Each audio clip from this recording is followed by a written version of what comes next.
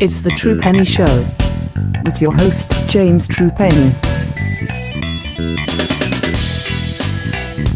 Hello and welcome to the True Penny Show. My name's James True Penny. This is my show, and today, in association with World Wide Wrestling News, I bring you an interview with the Queen of Tokyo herself, Michelle Cain, who has written a book called Dramatic Dreams and Those Who Have Them: An Introduction to the DDT Pro Wrestling Universe.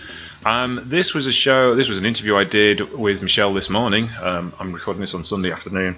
Obviously, it was evening for her in Tokyo, to talk about a fascinating book that she's written, which will prime you for everything that happens in DDT. We went great into the depth of the style of DDT and talked a lot about the promotion and what she sees for the future of the promotion, as well as the historic events that she's covered in this book.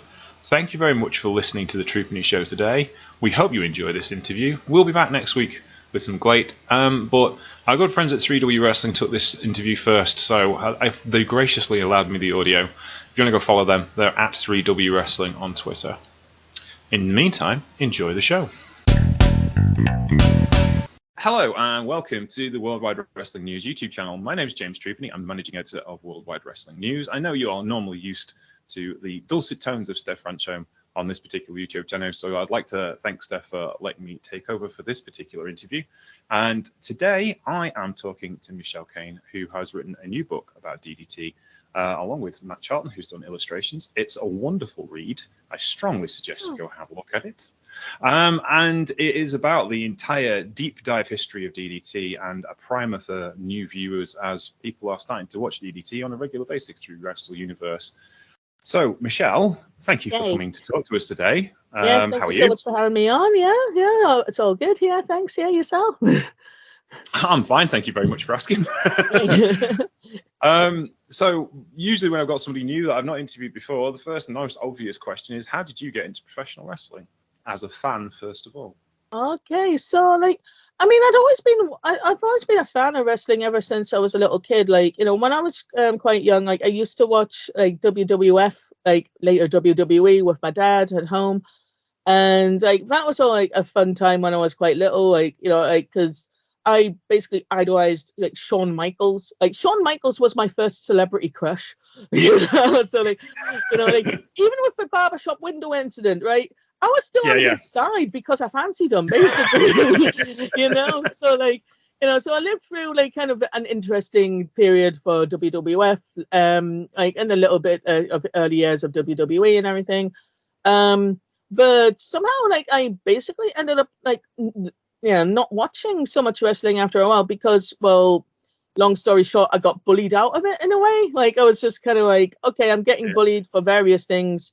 I'm going to stop watching wrestling and hope that I won't get bullied for that, at least, anymore. Didn't really work, but hey. But when I got back into it, I started getting back into it, when I was in university, because I discovered a really lovely little website, WrestleCrap? Yeah. Yes. So the very worst of pro wrestling. It was just such a fun read, and a lot of it was very nostalgic because a lot of it was older WWF stuff that I remembered and everything, and it was just a fun read, and I was trying to get dipping my toes back into getting back into wrestling. Unfortunately for me, when I was at uni, I had a not very nice boyfriend at the time who was just "You like wrestling? Ugh. I thought you were intelligent." He was not a nice guy, basically, at the time. But because he was my boyfriend, I had to be nice. And I was okay, I want much of wrestling. And then when I came to Japan, I was just okay, just a new start in Japan, everything's all good. And I lived there a couple of years, and then basically, I got into wrestling in a kind of really roundabout way. So my favorite band is a Japanese rock band called Kishidan.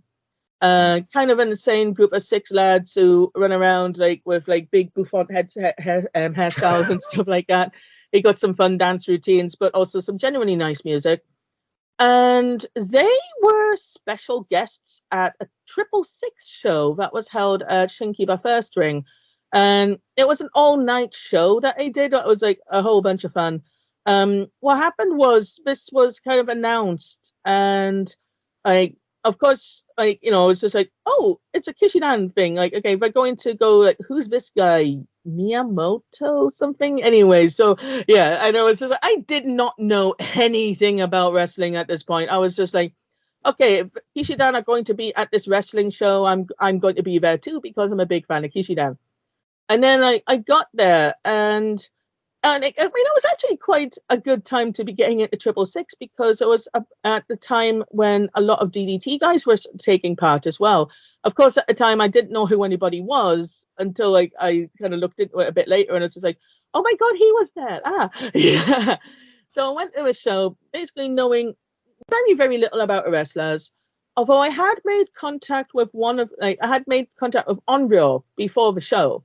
Because we were on Mixie, and I was on a Kishidan fan community thing, and like I was just saying like, oh yeah, I'm gonna be attending this wrestling show to see Kishidan, and ended up being friended by Onryo on Mixie, and like, he was really, really nice to me. He was so welcoming, like, just kind of giving me advice like about like, ordering tickets for the show, and during a show, like he was like kind of like really nice, and then after the show, like, he was telling me about other matches he had going on. He was like, okay, I've got this match at Big Japan. Yeah. And anyway, like when I was at the 666 show itself, I was just like, so I started watching this thing and just kind of feeling like, it's been such a long time since I watched any wrestling. This is kind of nice, like, and I realized, why I enjoyed it in the first place. It was just actually such a nice, happy time. And like, with it being 666, it was completely bloody crazy as well. So it was all kinds of stuff happening, right? I mean, it was one of those shows where like we weren't allowed to take photographs in like certain matches because, well, in one of the matches, Shinobu got stripped naked, I think. Anyway, so yeah, and I was just having a really, really good time. And I was just like, I almost forgot why I was there. And I was just like, when Kishidan came out, I was just kind of like, oh yeah, they're here. That's nice. And they had a whole bit like, where they were like in the ring with Miyamoto and like basically giving him permission to use One Night Carnival as his music. Yeah. And like, that was a fun time, like, it was just, and then of course, getting talked into Onryo after the show and keeping in touch with him. I basically went from 666, and then after that, I went to Big Japan, which I did absolutely bloody no research for, and that's how I got. Like, I basically saw, I think it was Jun Kasai versus Necro Butcher or some such thing. Oh, and it was just like, oh, what are these guys doing? This Kasai guy seems popular. Oh my God, he's bleeding. Do you know he's bleeding? Oh my God. Yeah, that was my very first death match, And it was like a baptism of fire, like I was like, and then like Miyamoto was also in a match at that show, and like, I saw him in the merch area afterwards, and he was still covered in like fragments of like light tubes and stuff like that. And when I was talking to him, my voice was a good 2 or 3 octaves higher than usual, going like, what? Like, like, I was just like kind of, I enjoyed it, but I was kind of freaked out. I did enjoy it. Yeah. And then like after that, like it just sort of like, it led to like other things. So like I started going to like other shows because guys from shows I had been to were also appearing on those shows, which led me to like lots of different places. Like I was like, I used to go to shows basically in a basement in like the middle of Tokyo, to watch like, back in the day, Styley, before it became Heat Up. Well, It didn't really become Heat Up. Like Styley ended and then Heat Up started. And then, I saw like quite a lot of really, really tiny indies. And then like I also started going to Freedoms, where I met a really nice girl there, my friend Yoko, who's like one of my best friends now. And like, so I met Yoko at Freedoms, and she recommended DDT to me. And I ended up going to DDT like, quite regularly, like starting like, maybe late 2010 or something like that. And so, but the thing is, I actually didn't go to DDT. I went to Union before going to DDT, which is normally it's the other way round, So it's just, yeah, my route to DDT took a lot of really weird twists and turns, but I'm really glad I ended up there in a way, because I discovered a lot of like really tiny like other little promotions at the same time, and like like there's just a whole world of wrestling out there, and like I mean, the problem was well, not a problem really, but when I started meeting other wrestling fans here, most of the other wrestling fans that I knew back in the day were mostly New Japan fans, and I hadn't landed on New Japan yet. So I was walking around, like I must have been wearing some DDT merch or something like that, and like I bumped into some New Japan fans in Akihabara, and they started talking to me, going, "Oh, you like wrestling?" I was like, "Yeah," and then they tried to too sweet me, and I didn't know what the hell they were doing. I was just sort of staring at their fingers, like coming towards. I was just like, "What? What are you doing?" And they were like, "So you managed to avoid Bullet Club in its entirety." So you managed to avoid Bullet Club in its entirety. Yeah, and it's just really bizarre, like I mean, because I'd seen posters for New Japan on the train and stuff like that, and I was just kind of like, it would be nice if we saw 666 posters, but it's probably not going to happen, But I mean, I was aware of New Japan, but I just hadn't really watched any, Like, I mean, I knew like some of the, I knew about like Tanahashi and everybody, but like I was just like I just hadn't watched any of it, because I started with the indies essentially, So like I was just living in an indie wonderland. And in a way, I still am, like I still generally prefer like a lot of smaller promotions, and like even DDT. Now DDT is not as small as it was, but it still has that kind of spirit of a small promotion in a way, because like but still, even though they're owned like by Cyber Agent and like the whole cyber fight thing, like they still kind of they've kept that own spirit this entire time. Like this whole of course they love, wrestling so much, but they're also always looking for different ways to play with it. And they're very experimental with a lot of things. And it's like, they're not scared to try new stuff, like, sometimes they'll try some kind of gimmick or some kind of joke. And if it doesn't really land, or like, it's just not very popular or whatever, they just sort of quietly drop it and move on to the next thing, so so I think like that's always kept me coming back to DDT. Like, it's unlike any other promotion that I've ever really seen, like, I mean, there's definitely other promotions with kind of elements of the similar kinds of things that DDT does, but nobody really does it quite like DDT. So yeah. Okay, that was a very long run on like tangent. I'm very sorry about that. Get used to it though, fine. Yeah. I have tangents as well for you, because it's something that will do. The adolescent version of you will warm your heart. The last person to be interviewed on this YouTube channel was Shawn Michaels. Oh my goodness. This week, Steph interviewed Shawn Michaels because it's the NXT pay-per-view this weekend, and so you're going to be appearing next to Shawn Michaels on your YouTube channel, on our YouTube channel, which would be really cool. Oh wow, that's really cool. I can't wait to hear the reaction from this interview from our deputy editor John Dinsdale, who made his name as a deathmatch writer. John Deathmatch and he loves John Cassite, and that's an amazing story to say your first PG. Your first. I'm going to go to a wrestling show. He does the 30 days of Halloween, which is 30 deathmatch reviews in 30 days. Oh, excellent! Yeah. So I can't wait for him to hear this. Yeah, John's there, and he's also from the Northeast. There you go. So, yeah. So it must be kind of like an attraction to the Northeast. But there we go. I was going to ask you what drew you to DDT as a fan, but you've already answered that question before I asked it. So my next question is about the book. How did you decide in the 20-odd year history of DDT, if you've taken like the previous careers of people and one thing or another, how did you decide what items to keep in and what was the important things for you for the story of DDT? Because it's a long and convoluted story of wrestlers and people coming in and out and a dojo and all of these things and different titles, and Oh God, DDT yeah. isn't just a wrestling company; it's kind of a theatre company with It sports does. involved.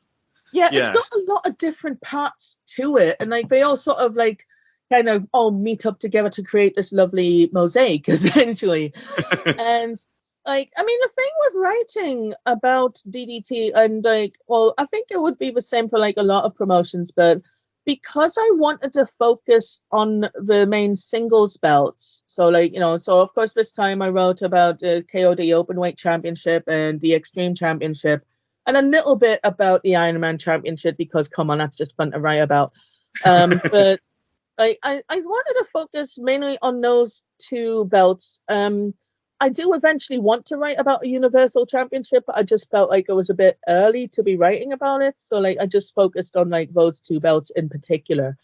So but one thing that like I did struggle with, I mean, well, actually a couple of things in a way, like I mean, because I wrote like a chapter basically for each wrestler who has held like these championships and stuff, you have to kind of try to consider whose story it is, kind of thing. Like, say if there are two guys involved in a storyline, it's like, okay, so where do I put this storyline? Do I put this, say, under Tetsuya Endo's thing, or do I put it under Daisuke Sasaki's thing? Like, who is it more impactful for? Who is it more meaningful for? Like, because, and like, just the fact that I was writing about the guys as individuals as well, when, like, although units in DDT generally tend not to last that long, but the storylines are very involved sometimes. And it's like, kind of separating everyone into individuals is quite difficult because like even if you're judging them as individuals or writing about them as individuals, you can't always just ignore the unity they're in, like say writing about Daisuke Sasaki without mentioning damnation is damn near impossible, so because that's had a lot to do with his character development and a lot of his storyline stuff. Like you have to talk about damnation, and it's a lot of other little things like that. And of course, like in the future, I would like to write another one of these. Like basically, like I've been playing with the idea of writing about the tag belts in the future, and you got to save something for the sequel, right? So yeah, like I mean, like because like this time, like I try to focus on the guys more as individuals, and like mentioning the units where it was necessary or important, but basically trying to focus on them as individuals because they are singles belts. So like like I have this vision of me like for the next book, like kind of doing a deep dive like on them like as groups, as units, so and like focusing more on the storylines there, because I mean like that was especially when I was writing about Kota and Kenny. I mean it's hard to write about one without writing about the other, because like they are just sort of entwined so much, and like like you basically you can't really separate them. Like up to a point, you can't really separate them. So like I mean, that's one thing I am a little nervous about in the future is like if I got when I write about a Golden Lovers, it's just like that's going to take up half a bloody book. So like writing about those two in particular as individuals, like was quite hard. I think that's the thing. I mean, I think there is a definitive book about the Golden Lovers in the sense of there's enough material there for you to write a book. Yeah. You even because they're still writing the story now in AEW, so there's like God, yeah. 3 major wrestling promotions to discuss, and the impact that they've had on those wrestling promotions. Because I as a New Japan fan, I know they're missed in New Japan. New Japan doesn't have the impact with Western fans that it did 2 years ago, largely because of Kenny and Kota, and because you don't have, like you said, you can't have one without the other. One pushes the other one to push the other one, and I think if I look back in wrestling history, there's always been that with say Aji Kong and Manami Toyota. There's always been like that Riki Chosu and Tatsu Fujinami. There's always been that duality for promotion that helps something goes through the stratosphere. It goes back to Baba and Oki. Yeah. Yeah, and I think there's a book there in that. You should write it.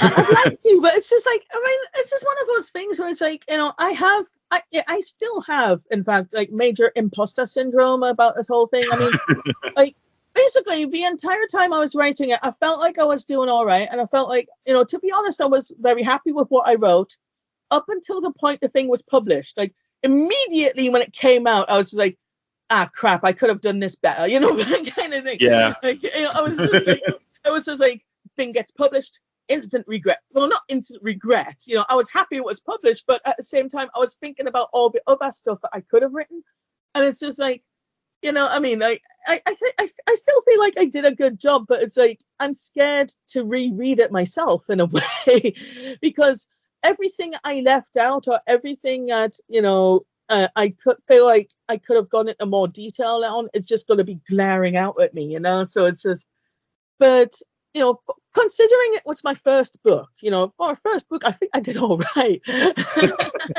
No, I think you're right. I think that's something that writers go through, because I had the same feeling when if I'd done a big article for like FSM or for one of the magazines, it'd be like, or when I've interviewed someone, I've got to the end of the point. I like interviewed Chris Daniels, and I'm like, when he was Ring of Honor World Champion, I interviewed Chris Daniels, and I was like, there's so many more things I could have asked him. Why did I pick those questions? Because because you're trying to not make it a generic interview, but equally people want to know generic stuff, or else there's not much point in having the interview. Absolutely. And it's like the last thing you want to do is, you had a match with Mark Briscoe in 1997 in front of 12 people in Arsfoot Saskatchewan, and like you don't want to do that either. But equally, you're like, I can understand exactly what you're talking about. And we are in an odd place in the wrestling world. No, I totally get it. Yeah. But like one of the things about writing about like wrestling history in particular, like especially when it's a promotion you're a big fan of, I mean, one thing I really struggled with was the fact that I chose 2022 as like my terminal date for it, like basically like, because if you try to keep up with everything, I mean, the book's never going to come out, obviously, so you have to pick a time for like, book, the stuff I'm going to write about basically ends on this date. But so much stuff happened in DDT this year, with regards to like a lot of things. So, for example, like Yuki Ino's whole trajectory for a start, because he had like a hell of a year with the pheromones, and like getting, he even like when main evented the show, like he challenged Yuji Hino for the KOD Openweight Championship and everything. And then the pheromones split up, and now he's gone all like cookie and well, not crazy, but like definitely super duper serious and grunting and making dog noises for some reason. And like, like there's so much like, I mean, obviously I couldn't write about that because it happened in 2023. But, there were certain things I was just like, damn, I wish I could have written about that, especially like, one big regret was not being able to write about Kazuki Hirata becoming the Extreme Champion, because I mean, goddamn, he deserved that. He is, like, because like the thing with Hirata is like, like he's often the butt of a joke or anything, and like people tend not to take him very seriously because of whole dancing gimmick and everything, and like he generally doesn't do a whole lot in the way of quote unquote serious wrestling. But he's a bloody good wrestler, though, like he's actually generally very good at wrestling. And I feel like he doesn't get his flowers enough, So it's just like, at some point, like, when another book comes out, like, there's going to be like a big hunk of thing going, by the way, Kazuki Hirata, blah, blah, blah, this is why you should love him. And it's going to go on for like 20 pages. Yeah. I mean, and it's like, that was another thing as well. Like, I mean, I felt like, there were certain chapters in that book, like, I mean, especially when you're writing about a company that you love so much, like, you're gonna be kind of unconsciously or unconsciously playing favorites, like, because I mean, Ken Oka was champion, like, he was KOD Openweight champion for all of 3 minutes, and I wrote like so much about Ken Oka, just because I felt like he deserved it, like he's had, his story is just incredible, like, and I wanted more people to be able to see that side of him. I mean, I feel like I mean, on paper, it seems like his championship reign really didn't mean very much, because because of how it happened and the fact that it was so short before Kudo kicked his ass and took it back from him. But I felt like those stories were important to tell. Because I feel like there are a lot of guys indeed, even guys who are currently taking part and guys who have either left or have taken a break. Kudo, come back, come on, man. I kind of feel like there's a lot of people who are so important to DDT's history that kind of have flown under the radar with a lot of fans who only just got into DDT in the last few years. I mean, there's a lot of newer DDT fans who don't know who Kudo is, and that's just sad. More people need to know who this guy is and why it's going to be such a bloody big deal when, I've got everything crossed for when he announces he's coming back, because he insists he hasn't quit. He's just on a hiatus. And he did have an exhibition match at Masahiro Takanashi's produced show a while ago, yeah?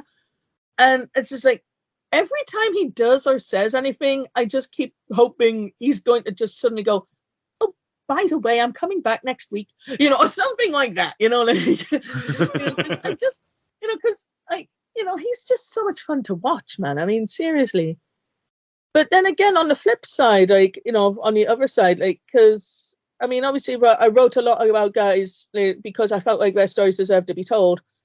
I know some other guys who was just I got to write about this guy, because, I'm not saying I dislike Joey Janela, for example.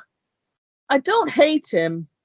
I really hate him. Oh, no, not that bad, really. But I was just when he became the Extreme Champ, I was just oh, damn, really? I got to write about this guy? Oh, man. So it's just, there's a couple of entries in there where, it's basically just a fact of now. It's just this is this wrestler, this is his history.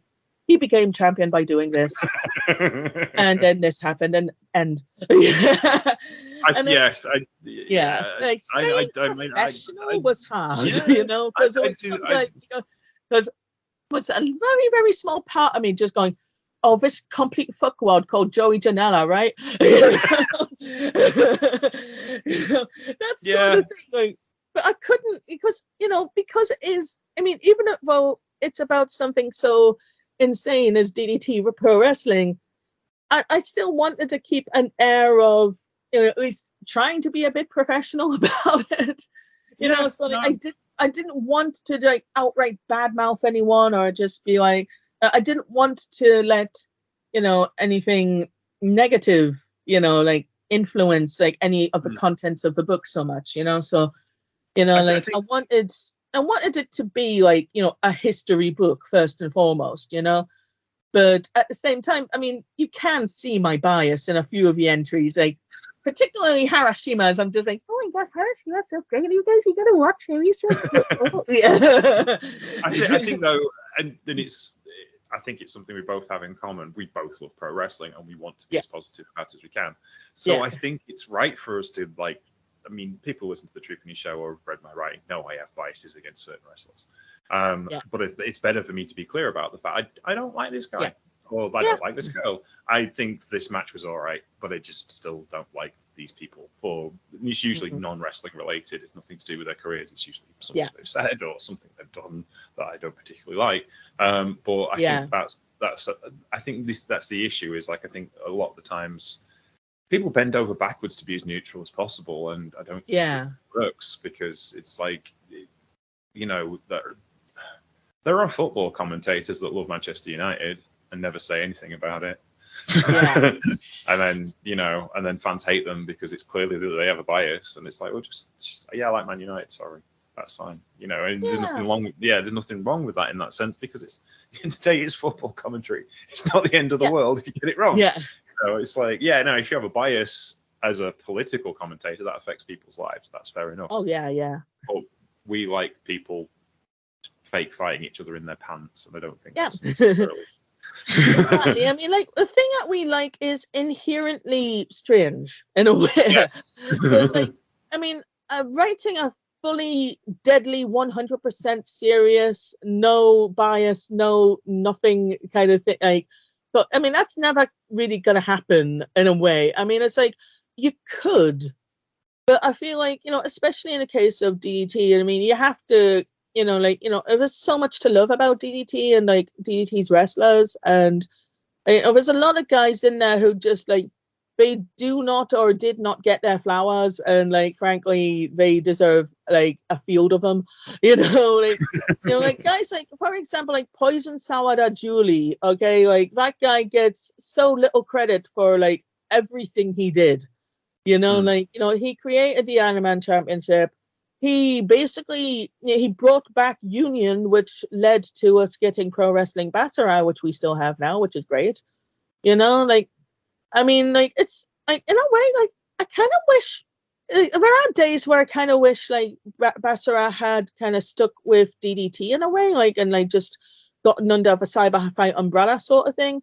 But I do understand why they made the decision not to in a way, because like like I get it, but at the same time, like I wish they were kind of more accessible, because there's a lot of good stuff in Basara as well. So like I wanted to write about like some of like the related promotions and stuff like that as well. So that's why I started by like giving basically just a backdrop to things like Union and Pro Wrestling Basara and GAMPRO and stuff such like, because again, like I mean, like it's just there's so many things that people maybe might not be aware of, or maybe they don't know the whole story about it or something like that.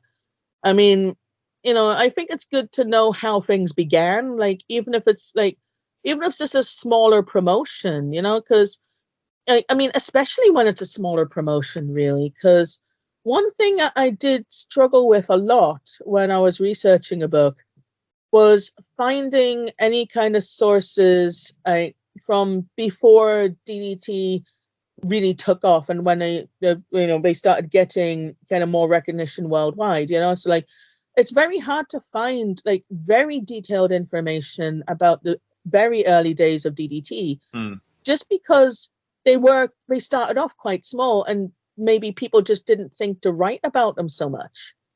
And it's just like so finding anything about like say a first like 5 or 6 years of DDT is just really, really hard. There's very little to go off, and it's just so like for some of like the very early KOD openweight champions, for example, like exciting Yoshida, there is so little info about that guy online, and like I was like picking and picking and picking, like even just the tiniest mentions of him in like blogs or like Wikipedia, because I mean Wikipedia is not terrible, but like it's not infallible either. You do have to be very careful with anything, like any kind of information you get on Wikipedia.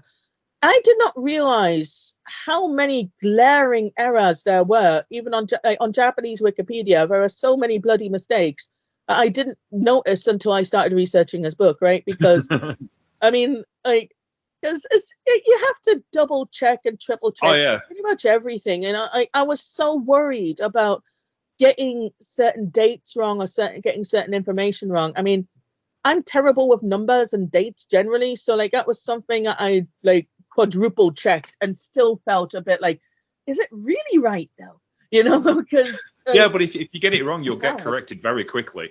Yeah. Oh god, yeah. I mean, because I mean, I'm amazed. Like, I've actually so far, like, I've had quite a positive reaction to my book, and I'm really happy about that. But I'm just, at the same time, I'm waiting for the other shoe to drop. Like, I'm just waiting for somebody, because it's gonna happen. Like, eventually, somebody's gonna read it, and they're just gonna be like, in my mentions, be like, well, actually, in a very supportive way, that happened to me a while ago, because we did a Troopany show on the best of Otto Vance, and I mentioned that CWA was founded in 1977. Yeah, because that's what I'd read on Wikipedia. Sure. And the Catch Wrestling Association Museum suggested. Yeah, they didn't start. Why does everyone do this? Oh my god! Because it's on Wikipedia. That's the reason why. So yeah, and he was very supportive of me, and it was nice of him to mention it. Yeah, that's like, good. correct me in a nice way rather than going.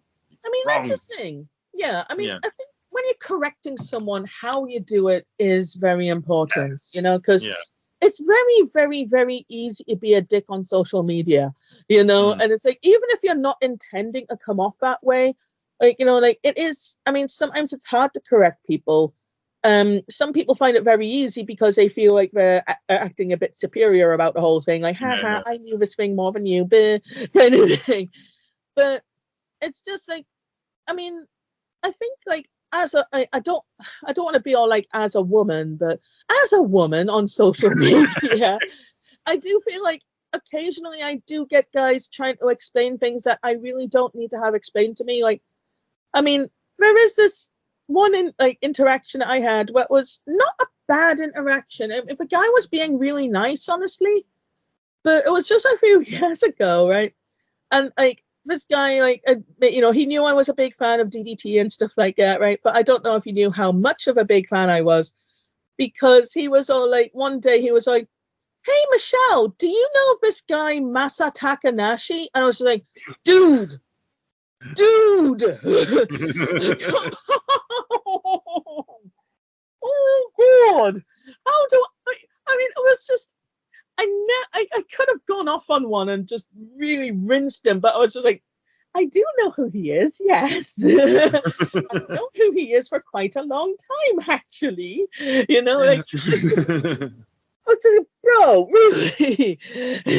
You know, and it's just like, and it happens, I mean, it happens on a very small scale now, like, say if, because, you know, you probably know I often, like, post videos or, you know, photos or something that I take at shows. And particularly when Tetsuya Endo does the Burning Star Press, I love that move so much. It always looks beautiful, and I always try to get a picture of it. And or say even if it's like Harashima doing a Somato or something like that, you know, I do like to try to get pictures or videos of those. And if they are particularly good ones, I'll put them up and be like, oh, this is beautiful. This looks so good. You know, that kind of thing. You know, so for example, if I put up like Endo's Burning Star Press, and I'll just be like, pro wrestling is beautiful. And well, like, occasionally I'll get this. There's one guy in particular, but like, it happens with a few guys generally. But there's often comments like, yes, that was a beautiful Burning Star Press, or, you know, like I'll say, you know, like, oh, I really like this part, and they'll be like, yes, that was a really great insert move name here, you know. And I'm just like, guy, I know what the move is. I'm just saying, look at it, it's pretty, you know. You don't need to tell me what it is, you know. I saw an opposite thing of like yesterday. Delmi Expo did Ocean Cyclone Suplex on somebody on whatever company she was working for yesterday. Yeah, it was on one of the videos that clipped it, and the person didn't know what the name of the move was, and it was like, Delmi Expo being innovative on today's XXX show, and she was like, yeah, what should I call it? And of course there's like a row of play. And there's like 50 guys going, it's a Japanese Ocean Cyclone Suplex. It's like, not getting the joke at all, but there you go. I'm going to ask you, and you've given me a nice in there. You end the book in 2022, and your forward is by Mr. Chris Brooks, who obviously has had a fantastic 2023. And it will just show you how fast things are, because in the intro, he explains that he's the KOD champion in November. 2 weeks later, as I'm reading the book, he's no longer KOD champion. Which shows you how fast things move in DDT. It's hard, isn't it? Yeah. How did you get involved with Chris, and did you ask him to do the forward, or what was the process there? I think that was Matt, actually. I think Matt approached Chris about the possibility of doing the forward, and like, it seemed like he was really happy to do that. So like, I'm really grateful and like appreciative that he took the time out of his schedule to do that, you know, because that's, you know, like, a lot of wrestlers would have just sort of like been like, well, no. But, you know, I was really happy that, you know, he did that. You know, I mean, I've actually known Chris for quite a long time, like, you know, back in the day, like, you know, like when, like, you know, I think I first started talking to him like a couple of years after he first started or something, like, and there was another wrestler, like, so like when I was getting into 666, like, I got to know Jumbo Lee Burbridge, and Lee was pretty tight with Chris back in the day, and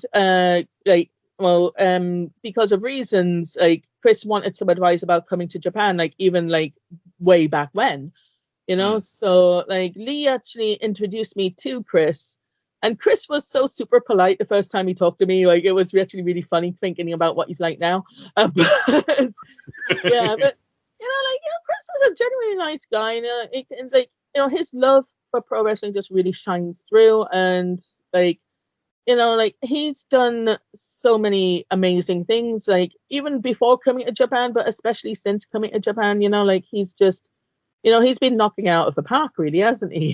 So he's like having someone like him writing a foreword for like my first book is like, that was an honor, honestly. Like, I mean, I wouldn't say that about a lot of people, but like, like I was so happy that he chose to do that. That was a really good thing. That was such a nice thing for him to do, honestly. I mean, really. I think the thing is with Chris, he's one of us. He's a fan first. Yeah. And just happens to be a massively talented wrestler, an incredible storyteller, wonderful booker when he has the opportunity. If he's given the opportunity to book things, he just does incredible things. He's got such a creative mind for the business. He's an all-round package as far as being a pro wrestling mind and body is concerned. And that's, I think, as watching him as a fan, that's how I feel about him. I've been watching him since the Progress days. I was there when the night the British Strong Style ran rampant over the entire Progress roster, and then him and Kid Lykos's music hits, and the place went nuts. It was just like, that was one of the best feelings I've had at a wrestling show in 40 years of watching wrestling. Yeah. And it was just like the place just went mental, and it's like and that could have gone wrong because they'd never been on Progress before. They'd wrestled for everybody else but Progress, and you're wow. How did this was just perfect? And a lot of it comes down to just the presence that he and Lykos have, but also just the mind he has for presentation in professional wrestling. And what do you I thought there's a question for you. What do you think his effect on DDT has been, as well as DDT's effects on him? Oh, that's a good one. I mean, I feel like, because whenever I see posts from like my mutuals on Twitter, like I keep calling it Twitter, I should call it X, but if he's allowed to dead name his kid, I'm allowed to dead name his ass. So whenever I see my timeline on Twitter, right, I mean, almost I would say a good 50 or up to 75% of the posts that I see about DDT are about Chris in some way. Chris is just had this. He's got this really amazing ability just to connect with his fans, and even since coming to Japan, even when his Japanese wasn't so good back in the day, but even with the language barrier, he still made that connection, and I think that's a very special thing, So I feel like there's a lot of people who do come to DDT shows mainly to see Chris, or at least Chris is the big draw for them, essentially. So I feel like he's done a lot of really good things for DDT. And I love seeing Chris talking about his involvement in DDT, because you can tell he's very humble about it in a way. He acknowledges that coming to DDT in the first place was just a really big thing. It was so good. It was so good that he had that opportunity in the first place, and I feel like they've it's been mutually a really great thing for both DDT and Chris that he came over here, and I think it's been a very positive effect, especially for getting overseas fans interested in the product. I mean, it does seem like we do have a lot of overseas fans who essentially initially got into DDT because Chris was there, and then they hopefully have discovered other DDT wrestlers who they also enjoy, and they have stuck around because they want to see Chris, which I think is really, really great. I mean, the more eyes on DDT, the better, honestly, and I feel like having someone like that who can act as a bridge between basically the Japanese fandom and the overseas fandom as well, because you get a lot of people like even making friends because they all like Chris so much, like you get all the Yeah. Chris fans kind of talking together in a way that, like, I mean, it happens with the fans of the other wrestlers as well, but not to the same extent, I think. It's like, I know other Harashima fans, for example, you know how much I love Harashima, right? But it's like, even when I post about Harashima on Twitter, like, I don't always get like a big response to it, even from other Harashima fans. But if I write or post anything about Chris, like, I often get like, more replies or more responses, and people go, Chris is so cool, oh my God, kind of thing. Like, even if it's just something little like that, like, I do generally get like quite a big positive response from that sort of thing. Yeah. Yeah. So, I think as well is like, it's from what you were saying before, it's kind of like part of the DDT philosophy, because obviously they brought in lots of big names down. Even Yun Akiyama is probably the biggest name I can think of that has kind of just molded himself into the DDT mindset, because there is no more a straight serious wrestler in wrestling history than Yun Akiyama, arguably the best tag team wrestler of all time, Triple Crown champion, GHC Global Honor Crown champion, made Noah what it is. Then he goes to DDT and he's like, all right, lads, and just slides into what he needs to do to make the company better. And Akiyama DDT doesn't change around him. Akiyama changed into DDT. DDT kind of absorbed Burning, and the whole kind of mythology behind Akiyama kind of comes with him, and they just adapt it into what they need him to be. And I think as well that there's been a big conversation this week about AEW not being the thing it used to be, which I don't necessarily think it isn't changing that much, but I can understand why fans are concerned about it. Oh yeah.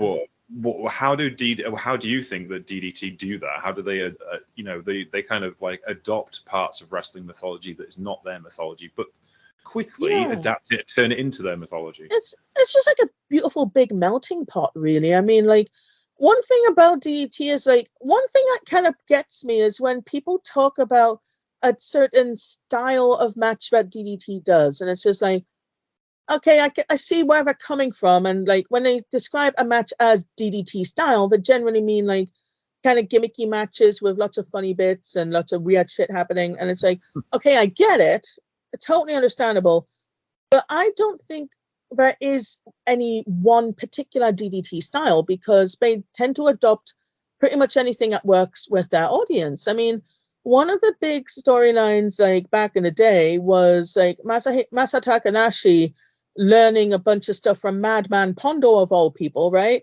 And like, like it was a whole thing like where he was learning how to do death matches and all this kind of stuff, and it was actually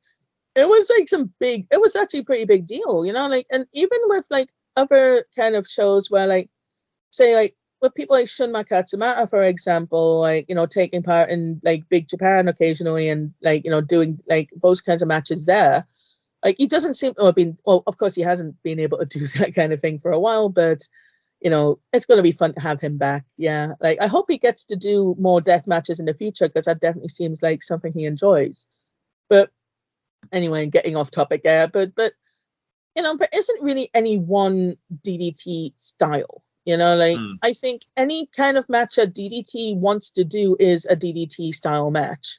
And it's like, what's one of the beautiful things about DDT is that you can get so many different types of matches, even within a single show, or within like a single, like, within a single year, you can see pretty much any type of match that you could possibly be interested in seeing, really.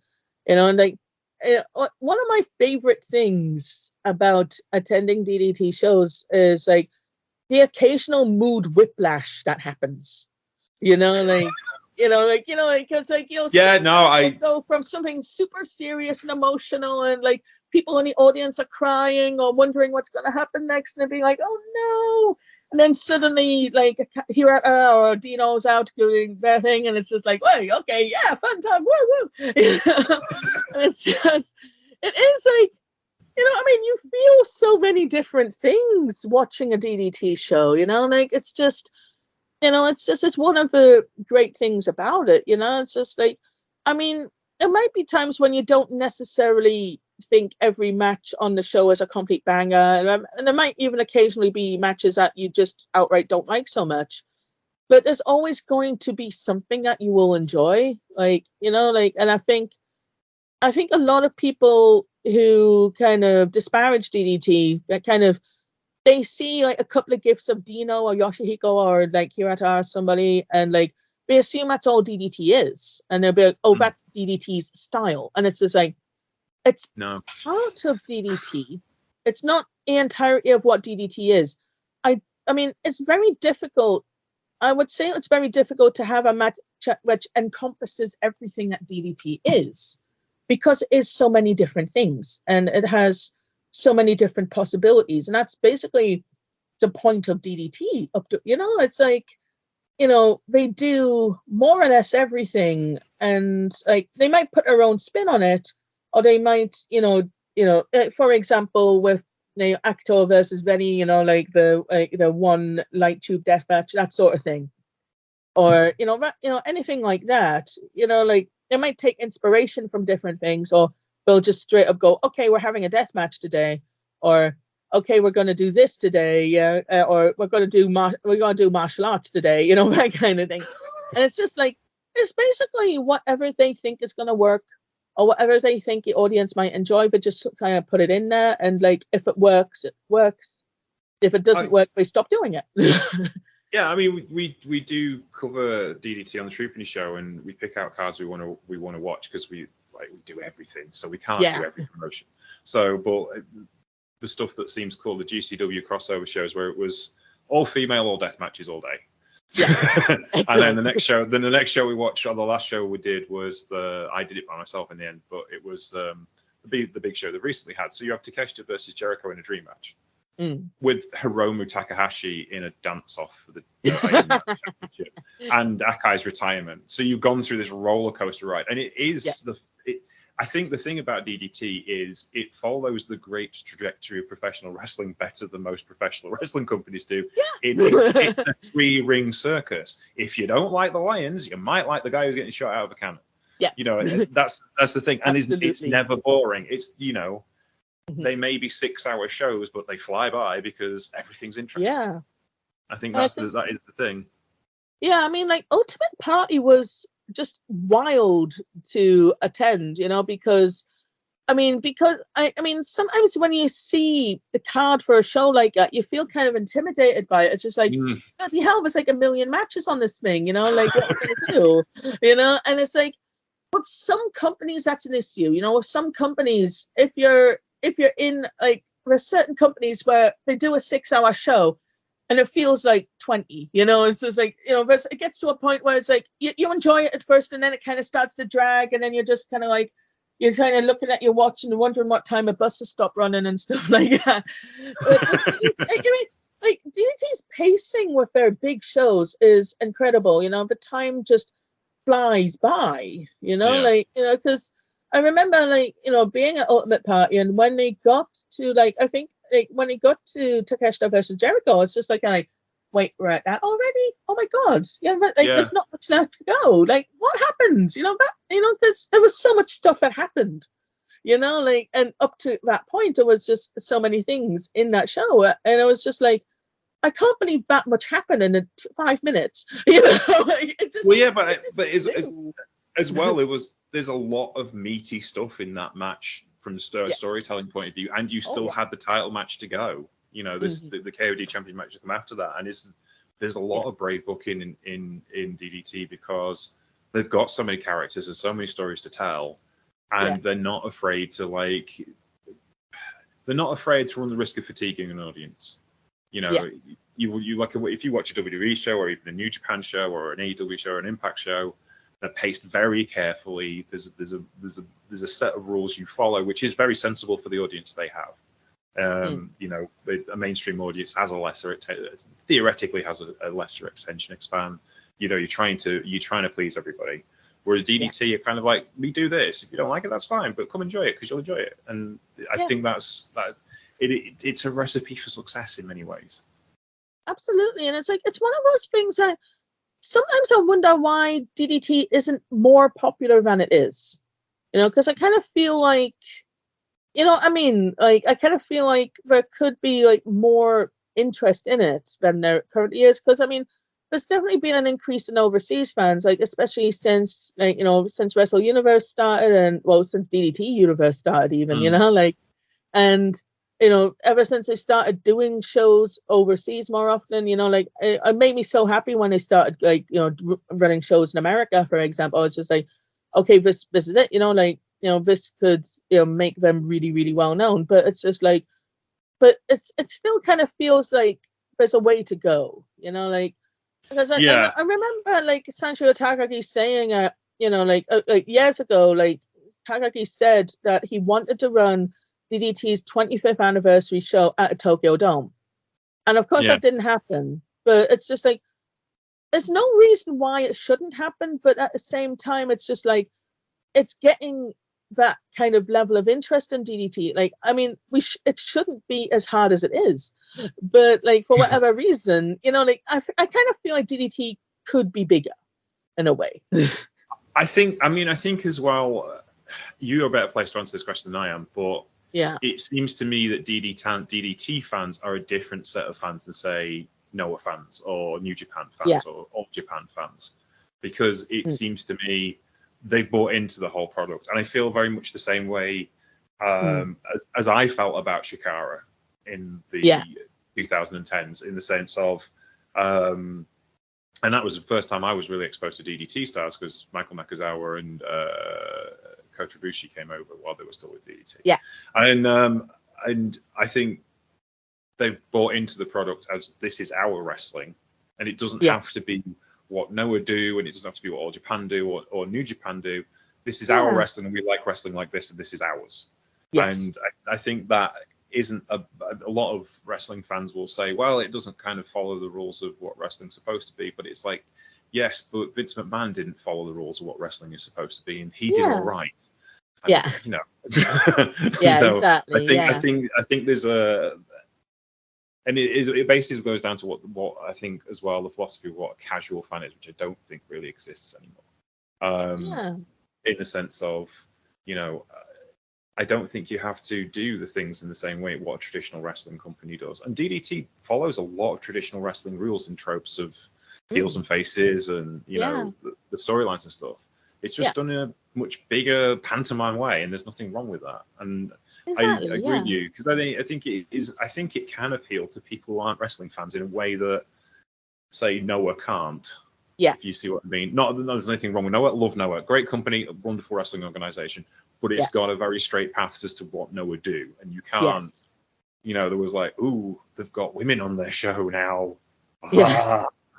When they started booking women on a regular basis, like, Miss Al will be spinning in his grave. No, he wouldn't.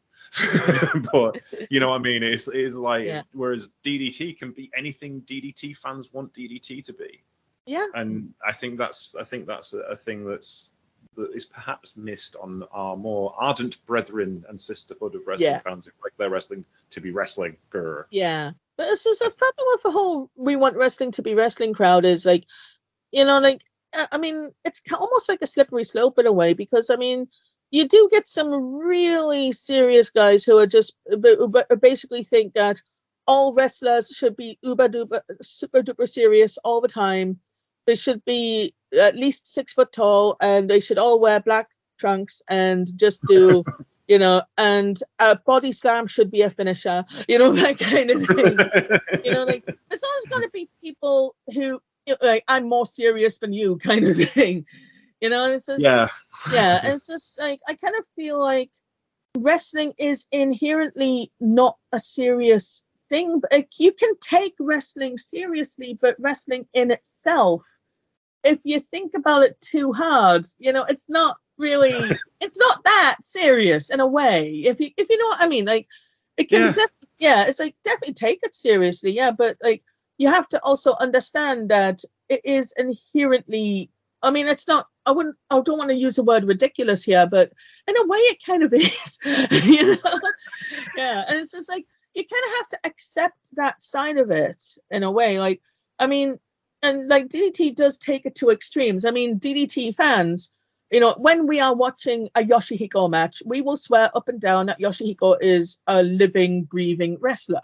You know, Yoshihiko is not a doll. You know, he's an actual competitor in this fight.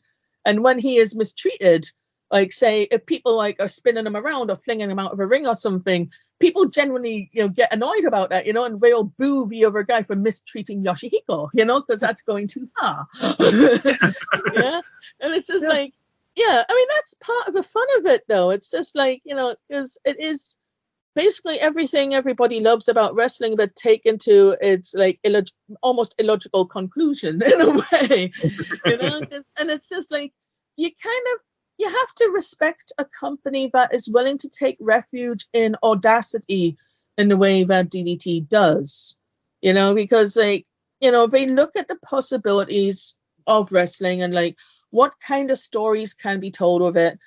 And they tell so many different types of stories. You know, you can have on the one hand like a very, very serious kind of thing, like, you know, you got this guy being like, oh, I'm so serious about becoming KOD openweight champion. This is my road to victory, you know, like, and just like, you know, and having like very serious storylines like that.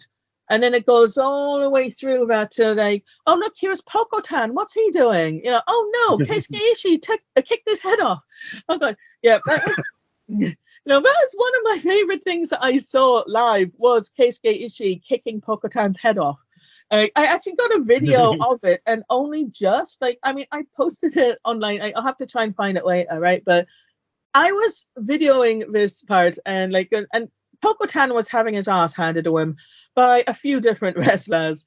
And then it just ended with Ishii coming out of nowhere with a knee kick and just taking his head off. And then he got pinned, you know, and like I was laughing so hard. Like, I mean, I was holding a camera and like when his head came off, I was just like, ah! You know, I was cackling. It was the most amazing thing, you know, like, it's like, it's so nice seeing those kinds of reactions from other fans as well, though. I mean, like, you know, just like there's nothing like being in a room full of people who get it in a way, you know. It's just, you know, I mean, like I'm so lucky, and I consider myself very fortunate to be able to attend DDT shows very regularly. You know, I mean, like the only Korakuen Hall show that I am missing this year is the one that's happening this month because I'm actually visiting England for Christmas, you know, to see my family and stuff. Yeah. And, you know, that is basically the only DDT Korakuen I'm missing this year. Like I went to all the other ones plus some other ones like on the side, you know, like, you know, and it's just like, no matter how I'm feeling on the day, like I can be having like the worst day on record. You know, like just like, oh, the weather's terrible. I'm having a bad time at work. My pet's heads are falling off, you know, that kind of thing. And then I go to a DDT show and I'm just like, everybody is just kind of in on it, you know, like, you know, everybody, you know, just is there to be positive and just show love for DDT and like everything that happens in the show, you know, because it's just like when you're at a DDT show, I mean, it's just, you never get people who are going to boo Hirata for dancing, for example. You know, you're never going to get, I mean, you don't get people booing very often in DDT to start with, unless they are being like pantomime villain bad. You know, it's like you have to be kind of like, you either have to be a pantomime villain or literally the biggest dickhead in the world to get booed at DDT. You know, that's just how it works. You know, and it's just, you know, everybody's just having a great time. You know, it's just such a nice atmosphere at DDT. Oh, yeah. I've got one last question for you, Mr. Matt sure. Chapman, who is your illustrator for this book. How did the relationship with him blossom to being this point? Because Matt, and I've reviewed lots of his books before, and Matt's an awesome person, and he's a really great writer as well as a great illustrator. Yeah, he's great. Yeah. So how did that relationship start, and how was the process working with him?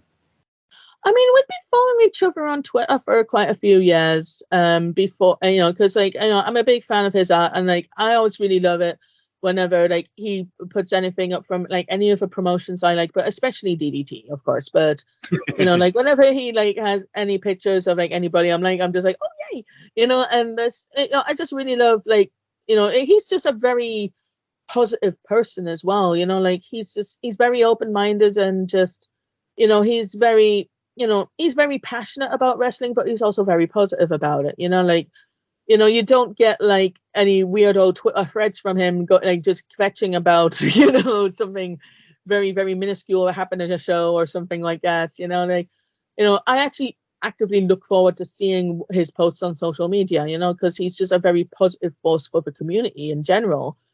And like, he's obviously very knowledgeable as well. Like, like he knows like so much, and it's just like, it's just kind of nice to see someone like that.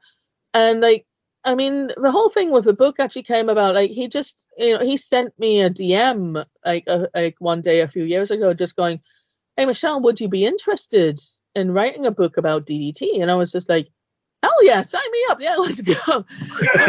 It was just like, I was so flattered as well, because it's just like, I think he recognized that I do know my stuff about DDT, and like, obviously I'm very passionate about DDT as a promotion, and its history is, I mean, DDT's history is just a really, really fascinating thing, and I really hope to be able to go into more detail on it in future books. Like ideally I'd have like multiple books about DDT, so like, when he approached me about doing it, I mean, I was kind of nervous about it at first, because obviously, like, prior to that, I mean, I've got my blog, which is making a comeback at some point, like when I've got time. But obviously he knew about my blog, and like, how I write about shows, and like I translate interviews from Weekly Pro Wrestling and stuff like that. And like, I think he just felt like I was just, I'm very happy that he felt like I was the right person to do this, so like, I'm extremely grateful to him for offering that kind of opportunity, because opportunities like that are very few and far between generally. But like, I was just kind of like, this actually sounds like something I feel like I would be, right to, right for, like, like, I mean, I feel like a lot of people could write about DDT, but I mean, like, so I was just really, really happy that I was, well, in a way, the chosen one, I guess.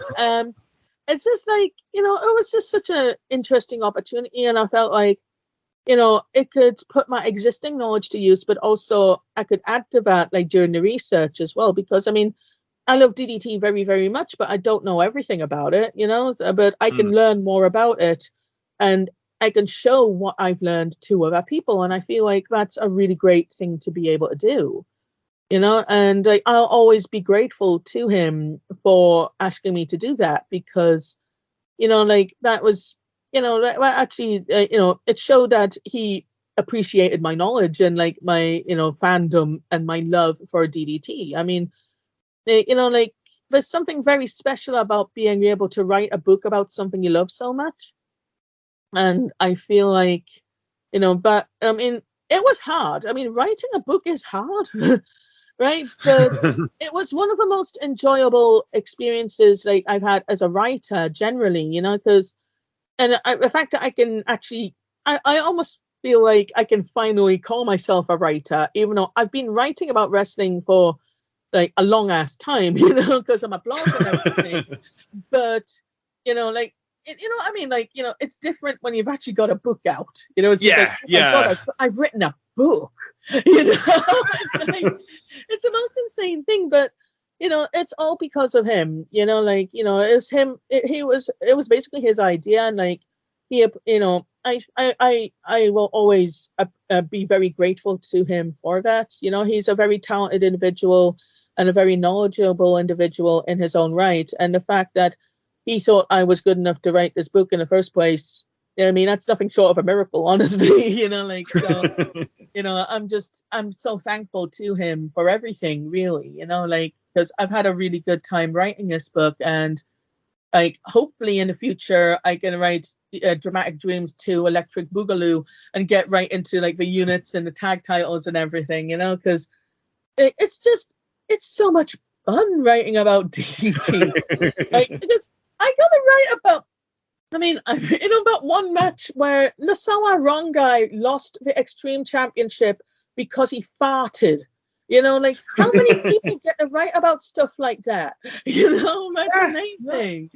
That's awesome. Thank you so much for joining us, because this has been a blast of an interview, and I hope everybody enjoys listening to it as well. Yeah, thank you so much. It's been great. I have to be thankful for you as well, because I often ask you questions when I don't get stuff, specifically usually about Glate, because I don't necessarily get the resonance of aprons. I think. Glate, and I'm glad they. Interesting. Yeah. I mean, we have myself and Mr. Marcus Green, who we have actually managed to review, I think, every Glate show since episode 18, I think. They've got one today. Don't forget. They have got one today. Yeah, we do. We do them every 2 weeks. Lovely. And Glate is my favorite thing. As much as you love DDT, I love Glate just as much. And so thank you. Great fun. Yeah, I actually really like going to Glate shows. Yeah. Yeah. That presentation is so good. Yeah. That's the thing. It looks amazing. It does, and everybody works so hard, and the storylines are really cool, and it's such a different type of promotion that it's kind of wrestling built for me. A lot of shooty stuff and big brawling stuff, and a lot of, it's a wonderful thing. So I thank you for your help with those things when I need it. Yeah, no problem. Well. Yeah, absolutely. We appreciate it. Thank you so much. It's okay, no problem. Where can we find you on the internet and on social media, and where can we buy the book from? Okay, so I can be found on Twitter. If you just look for the Queen of Tokyo, you'll probably find me because that started in such a stupid way, right? Because I just did that on a whim one day after arriving back from a trip to England, and I was just I was half insane from jet lag, and I just took a picture on the way back to my apartment, because it's a kind of little area of where I live that I quite like. I just took a quick picture, and I was like, the Queen of Tokyo has returned, or something like that. And I got a bunch more attention than my tweets generally get. So it's just it's not it. Let's just do that for all the wrestling shows. Yeah. So, if you search for the Queen of Tokyo, or if you search for my Twitter handle is Pro Wrestling Kaiwa, because Kaiwa just means English conversation. So it's a pro wrestling, English conversation. Yeah. So Pro Wrestling Kaiwa. Or if you look on, if you want to find my book, you can find it on Amazon. Dramatic Dreams and Those Who Have Them, available in paperback and in ebook form. And if you are in certain areas, you can even get it in hardback. But apparently, one of those areas is not Japan, so I only have it in paperback. So yeah. But yeah, so you can find Dramatic Dreams and Those Who Have Them on Amazon. Please buy it. It's a really great book and full of amazing illustrations by Matt Charlton. It's got a lovely foreword by Chris Brooks, who even addresses me as the Queen of Tokyo. Good for him. And that did make me smile when I read that. Of course, I wrote the rest of it. Yeah. So yeah, if you all could have a look at that, I'd appreciate it. Yes. Buy it as a Christmas present for someone, it's that time of year. Okay, well, thank you for being on with us today. And thank you for joining us at World Wrestling News. You can find World Wrestling News at World Wrestling at 3W Wrestling on Twitter and on Instagram as well. And I hope you've enjoyed our interview and chat today. Take care. Okay, bye. I have thoroughly enjoyed talking with Michelle. She's an awesome human being. She does awesome things, is wonderfully positive about the wrestling community online, and is always there to help a wrestling fan with information, including me sometimes, as you heard in that interview. Thank you very much for listening to the Troopany Show today. Thank you very much for listening and following 3W Wrestling online. We hope you enjoyed them there. They're on Twitter. We're looking to grow our little empire.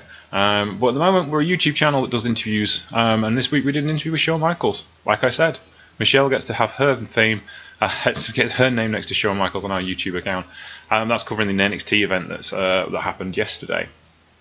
In the meantime, thank you very much for listening to the Troopany Show. Next week we'll be talking Glate, as we have a big Glate show today, as well as the Glate show that was earlier in the week.